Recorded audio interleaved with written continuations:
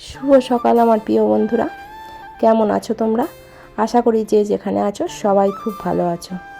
তোমাদের ভালোবাসা আর আশীর্বাদে আমরাও কিন্তু বেশ ভালো আছি। আমি পিঙ্কু আরও একটি নতুন ব্লগে তোমাদের স্বাগত জানাই। আজ দিনটা হচ্ছে সোমবার আর ঘড়িতে এখন বাজে 7টা। এখন থেকেই তোমাদের নিয়ে আজকের ভিডিওটি শুরু করছি। আশা করছি ভিডিওটি তোমাদের ভালো লাগবে। পুরো ভিডিওটি জুড়ে থাকার অনুরোধ রইল। কাল রাত্রে যেহেতু ছেলের বার্থডে সেলিব্রেশন ছিল, অনেকটাই শুতে লেট হয়েছে, ওই জন্য সকালেও কিন্তু উঠেছে অনেকটাই লেটে। আর যেহেতু কালকের সব কিছুই আছে, ফ্রায়েড রাইস, চিকেন কষা সবই ছিল, সেই জন্য একটু দেরিতেই উঠলাম। আর দিদিভাইকেও বললাম যে আজ রান্না করতে হবে না, যা আছে এইগুলোই খাওয়া হয়ে যাবে। আর যেহেতু মাংসটা কালকে মানে কষা কষা করেছিলাম, মানে আলু দিইনি, আর জুসটা তো সবটাই শেষ হয়ে গিয়েছিল, মাংসগুলো ছিল, ওই জন্য আমি সকালবেলায় কিন্তু আলু কেটে আবার মশলা দিয়ে কিন্তু মাংসটা ভালো করে রান্না করে নিয়েছি। না হলে তো ওই শুকনো শুকনো মাংস দিয়ে ফ্রায়েড রাইসটা খাওয়া যাবে না, ওই জন্যই করে নিলাম। আর রান্নাঘরটার খালি অবস্থা দেখো, বাসনে ভর্তি, এখনও কিন্তু বাসন ফাসন কিছুই বার করা হয়নি রান্নাঘর থেকে। পুরো সবজিতে দিকটা ভর্তি, কেন ফ্রিজটা এতই ভর্তি হয়ে গেছে, সবজিগুলো আমি কিন্তু ফ্রিজে ভরতে পারিনি, ওই জন্য এখানেই রয়েছে। এবার কিন্তু আস্তে আস্তে করে সব পরিষ্কার করব। ফ্রিজ থেকে তো মাংসটা বার করে নিয়েছি, ওই জন্য ফ্রিজের ওই দিকটা খালি হয়ে গেছে। দেখবে বাড়িতে একটা কোনো অনুষ্ঠান হলে দেখবে ঘরদোর অগোছালোই হয়ে থাকে। আর এদিকে তো তোমাদের দাদাভাইয়ের খাবারটা আমি বেড়ে নিয়েছি, তোমাদের দাদাভাই কাজে বেরোবে, 8:30 ট্রেনে যাবে, ওই জন্য খাবারটা আমি কিন্তু বেড়ে দিয়ে আসবো। পুরো মাংসটা একদম গরমেই তো নামালাম, জানি না মাংসটা কেমন খেতে হবে, কেন দুবার করে মশলা দিয়ে ফোটানো হয়েছে। কালকে মানে মশলা দিয়ে কষিয়েছিলাম, আবার আজকে পেঁয়াজ, টমেটো, ধনেপাতা সব কিছু দিয়ে মশলা দিয়ে কিন্তু আজকে আবার কিন্তু আলু দিয়ে ফুটিয়েছি। জানি না কতটা ভালো হবে। সোনাও কিন্তু আজকে স্কুল বেরোবে, বলছে আমার ভালো লাগছে না, আমার ঘুম ছাড়ছে না, কিন্তু স্কুল যাব না বলেনি, কিন্তু বলছে আমার ঘুম ছাড়ছে না। আর এখনও বিছানাটাও কিন্তু আমার তোলা হয়নি, আমি তার আগে কিন্তু ব্যাগটা গুছিয়ে দিচ্ছি, যেহেতু আজকে সোমবার। আর হচ্ছে ওদের মানে 4 পিরিয়ডের ছুটি হয়ে যাবে, জানো তো, যেহেতু রথ টান হবে, গাড়ি তো ওদিক থেকে আসতে পারবে না, ওই জন্য ওদের 4 পিরিয়ডেই ছুটি দিয়ে দেবে। ডায়েরিতে কিন্তু লেখা আছে মঙ্গলবার ওদের রথ বলে লেখা আছে, কিন্তু যেহেতু আমাদের এখানকার রথ তো মঙ্গলবারে হবে না, অনেক জায়গায় কিন্তু মঙ্গলবারে হয়েছে, কিন্তু আমাদের এখানে মঙ্গলবারে হবে না, সোমবারেই হবে। ওই জন্য ওদের রাত্রিরে নোটিশ দিল যে 4 পিরিয়ড হবে, ওই জন্য ওর ব্যাগটাও গুছিয়ে দিলাম। ব্যাগটা গুছিয়ে দিয়ে আমি কিন্তু বিছানাটাও গুছিয়ে নিচ্ছি। বিছানার চাদরটা কিন্তু আমি 2 দিন পেতেই কিন্তু তুলে নেবো, জানো তো, যেহেতু বিছানার চাদরটা কিন্তু 1 দিন পেতেছি, আর এতে সব কেক পেক পড়েছে, তো মানে বিছানার চাদরটা একটু নোংরা নোংরা হয়েছে, থাক 2 দিন পাতা থাক, কেন ওয়েদারও তো ভালো না। একটা বিছানার চাদর এমনি তুলে পড়ে রয়েছে, ওটাকে এখনও কাচতে পারিনি, আবার যদি এটাকে তুলে জড়ো করে রাখি না, মানে কি আর বলবো, কবে কাচবো তার ঠিক নেই, ওই জন্য ভাবলাম 2 দিন একটু পেতেই রাখি, তারপর একেবারে তুলে কেচে দেবো। আর এদিকে কিন্তু আমি বালিশগুলোও গুছিয়ে নিচ্ছি। আর ওইদিকে তো দিদিভাই বললো যে আমি বাসনগুলো নিয়ে চলে যাচ্ছি, আমি তো তখন মাজছি। আমি বললাম যে এখন ছেড়ে দাও, মাজতে হবে না, সোনাকে আমি আগে স্কুল পাঠাই, চলো দুজনে মিলে মানে হাতাহাতি করে নেব। বললো ঠিক আছে, তুমি ওকে খাওয়াও না, আমি এদিকে ততক্ষণ মাজতে শুরু করছি।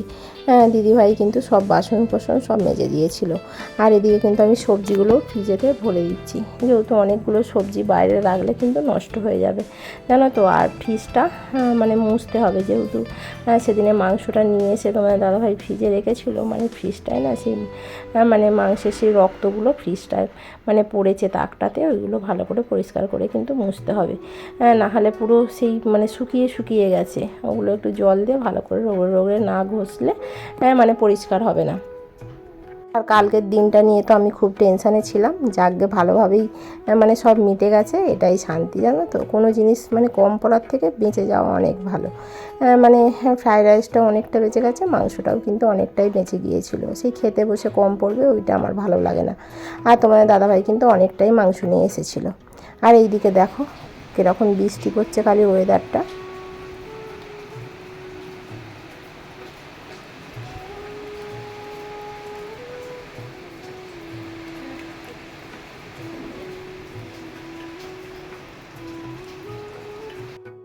তারপর তো সোনাকে স্কুল পাঠিয়ে দিয়ে মানে আমি দিদিভাই তারপর ওর দাদা একসাথেই কিন্তু আমাদের দৌড়ে খেয়ে নিয়েছিলাম। খেয়ে দিয়ে বললো আগে খেয়ে নিই চলো তারপর কাজ করব।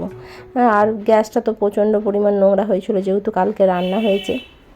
সকালবেলার রান্না তো আমি মানে গ্যাসটা মুছে নিয়েছিলাম, আর বিকালবেলার রান্না হয়েছিল যে মানে সন্ধ্যের দিকে, সেটা কিন্তু আমার গ্যাসটা পরিষ্কার করা হয়নি। মানে আর টাইম পাইনি, মানে তাড়াহুড়ো করে রান্না করে তো আমি আবার রেডি হলাম মানে কেক কাটবে বলে, ওই জন্য আর এদিকে টাইম পাওয়া হয়নি। আর সকালবেলাও কিন্তু আমি সময় পাইনি, তাড়াহুড়ো করে কিন্তু আমি আলু কেটে ঝোলটা চাপিয়ে দিয়েছিলাম।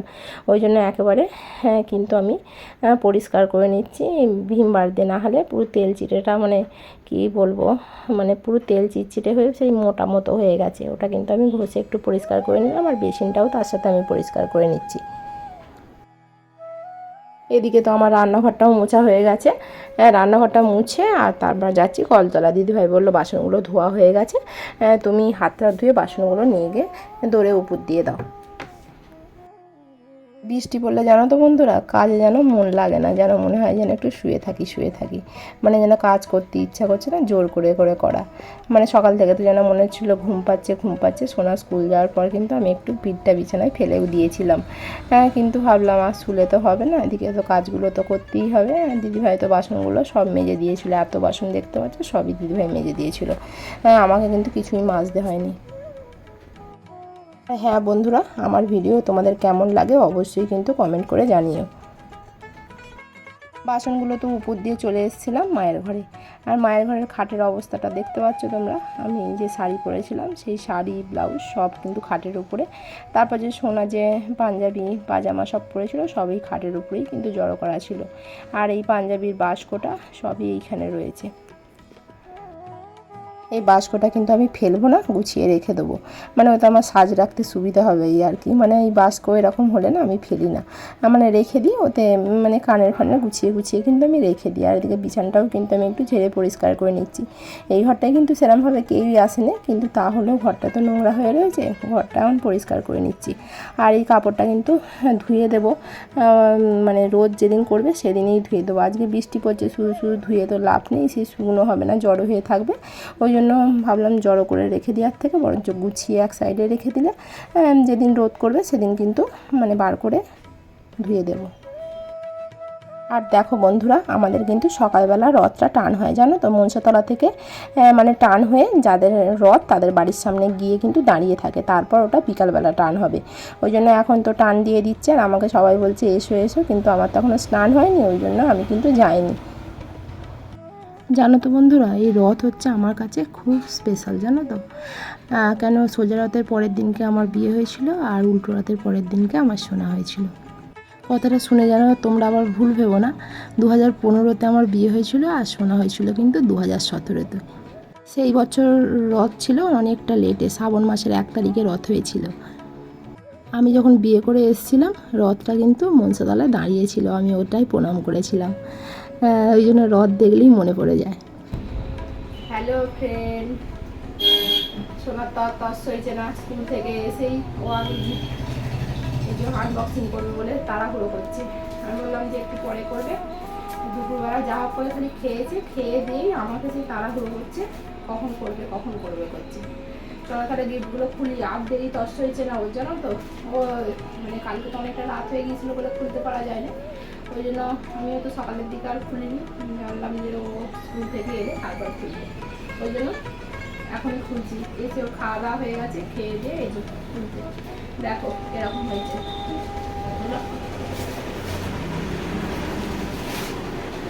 এই গিফট আনবক্সিং করতে কিন্তু খুব ভালো লাগে জানো তো, এরকম প্যাকেট করা থাকলে খুব ভালো লাগে খুলতে। খোলো, ওটা রেখে দাও সাইডে, হ্যাঁ ওটা এদিকে তুলে দিতাম। দেখো এদিকে দেখো এরকম হয়েছে, দেখো ওটা আমার একটা বন্ধু দিয়েছে, এই তো এই দেখো পেন্সিল বক্স, খুলো পেন্সিল বক্সটা খুলো।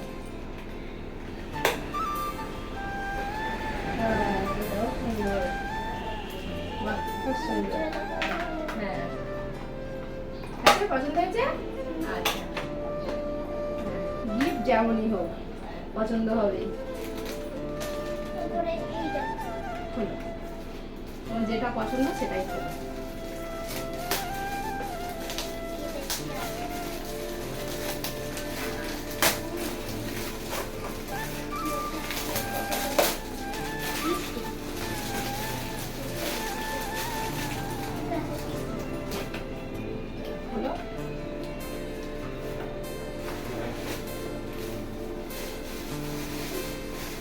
এই দেখো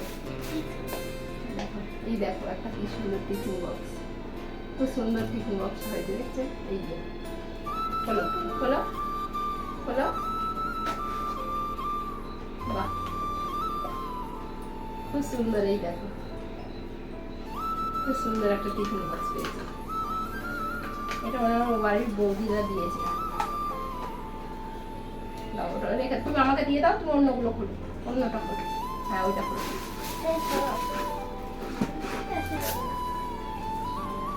খোলো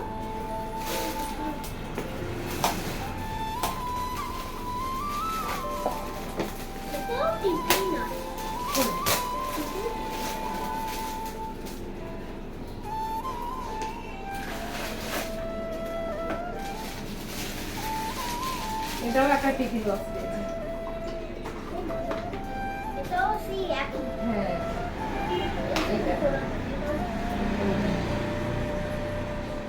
এটাও একটা টিফিন, এটাও ভালো হয়েছে। আমাকে দিয়ে দাও, আমাকে দিয়ে দাও, তোমার দুটো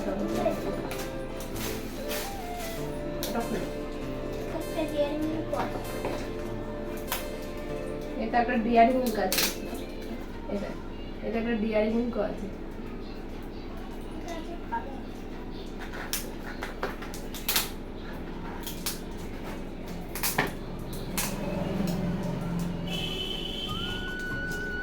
খোলা যাচ্ছে না, যুদ্ধ করছে।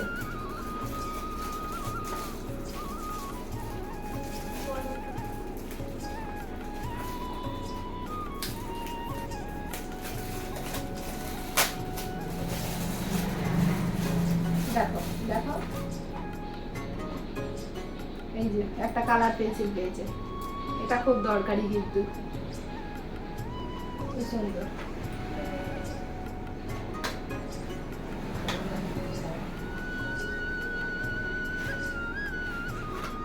খুব সুন্দর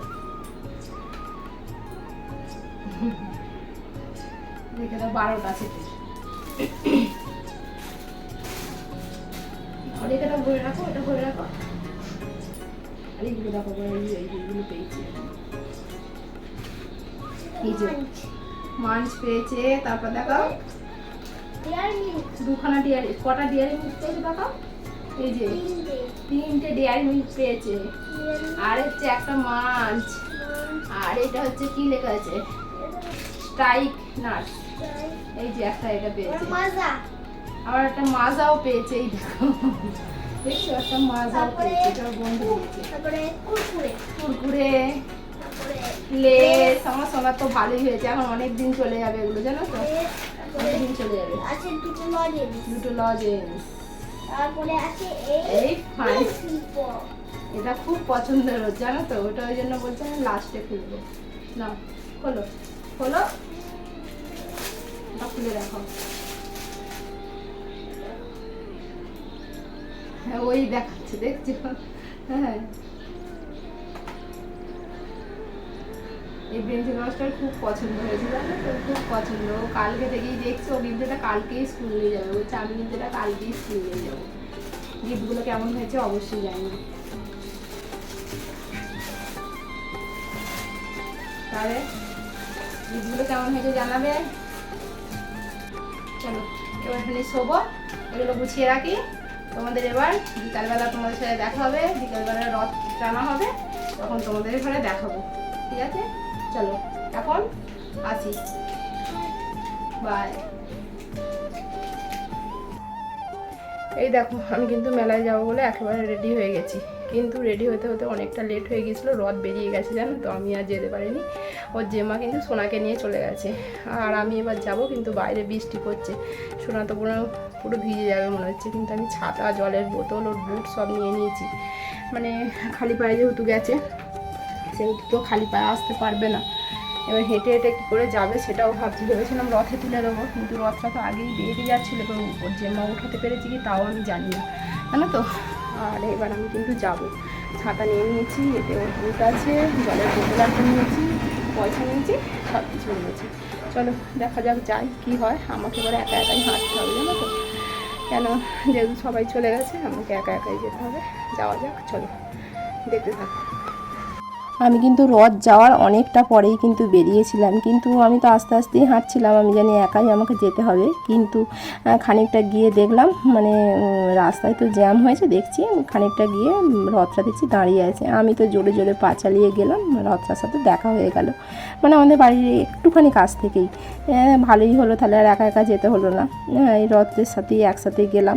আর সোনা তো খালি বলছে আমি হাঁটতে পারছি না, হাঁটতে পারছি না। রথে কিন্তু কাউকেই তোলেনি, রথে মানে উঠেছিল সবাইকে নামিয়ে দিয়েছে, যেহেতু রথটা একটু নড়বড়ে হয়ে গেছে, মানে অত লোড সহ্য করতে পারবে না, ওই জন্য সব বাচ্চাকেই কিন্তু নামিয়ে দিয়েছে। আগের বারে কিন্তু সোনা রথে করেই গিয়েছিল, এবারে কিন্তু উঠতে দেয়নি। আর সোনা কিন্তু ওর জেম্মার সাথে ভালোই যাচ্ছিল, আর আমি যাই গেছি আমার পায়ে লাগছে, আমি যেতে পারছি না, তাও কিন্তু আমি ওর জন্য জুতোটা নিয়ে গেলাম। মানে আমি বলছি তাহলে জুতোটা যদি না নিয়ে আসতাম তাহলে তুমি কী করে চলতে, আমি তো তাও তোমার জন্য জুতোটা নিয়ে এলাম, তাহলে তুমি ওরকম করে যাচ্ছ কেন বলে, আমি তো আগে আর পেছন দিকে থাকিনি, মানে আমি থাকলে বেশি ওরকম করবে, হাঁটতে চাইবে না, ওই জন্য আমি কী করলাম কিন্তু সামনে চলে গেছিলাম, দড়ি ধরে টানছিলাম। আর ওখানে গিয়ে তো একটুখানি মেলাগুলো ঘুরলাম, এখানে খুব একটা মেলা বসে না, তাও বাচ্চাদের ছোটো ছোটো জিনিসগুলো বসেছে, কিন্তু কিছুই নেইনি, খালি মেলাগুলো একটু ঘুরেছি। আর হচ্ছে সোনা বায়না করছিল ফুচকা খাবে বলে, আর ফুচকা খেয়েছি খালি, তারপর তো মানে চলে এসেছিলাম। আর রাস্তায় এত কাদা আর জল হয়েছিল, যেহেতু প্রচণ্ড কাদা, আমার কাপড়ের পিছনটা আর কিচ্ছু আসতে ছিল না, পুরো কাদায় ভর্তি হয়ে গেছে। মেলা থেকে কিন্তু আমরা চলে এসেছি, জানো তো, এই ঢুকছি, এখন বাজে 7:15। আর এই যে সোনা কিন্তু হেঁটে হেঁটে ক্লান্ত হয়ে গেছে, এই দেখো শুয়ে আছে, সোনা ঘোরো, সোনা ঘোরো, এই দেখো ওকে হেঁটে হেঁটে যেতে হয়েছে, ওই জন্য কষ্ট হয়েছে। রথে জানো তো উঠতে দেয়নি, বলছে রথটা নড়বড়ে হয়ে গেছে, ওঠা যাবে না, ওই জন্য রথ থেকে নামিয়ে দিয়েছে। হেঁটে হেঁটে গেছে, সে চেল্লাচ্ছে আমার পায়ে লাগছে পায়ে লাগছে করে। আর এই যে আসার সময়তেও সেই একই অবস্থা, ওই জগন্নাথ দেবকে নিয়ে এলো, আর তার সাথে সাথেই কিন্তু আমরা পিছন পিছন চলে এসেছি, যেহেতু আমাদের বাড়ির পাশেই, আর ওই জন্য চলে এলাম। আর মেলাটা একটুখানি ঘুরেছিলাম, খালি ফুচকা খেয়েছি, আর কিছু খাইনি, তারপর চলে এলাম। চলো আজকের ভিডিওটা তাহলে এখানেই শেষ করছি, যদি ভালো লেগে থাকে অবশ্যই একটি লাইক করো, চ্যানেলটিকে সাবস্ক্রাইব করো। কালকে নিয়ে আসবো নতুন একটি ভিডিও, ততক্ষণে তোমরা ভালো থেকো, সুস্থ থেকো এবং সাবধানে থেকো। Bye bye.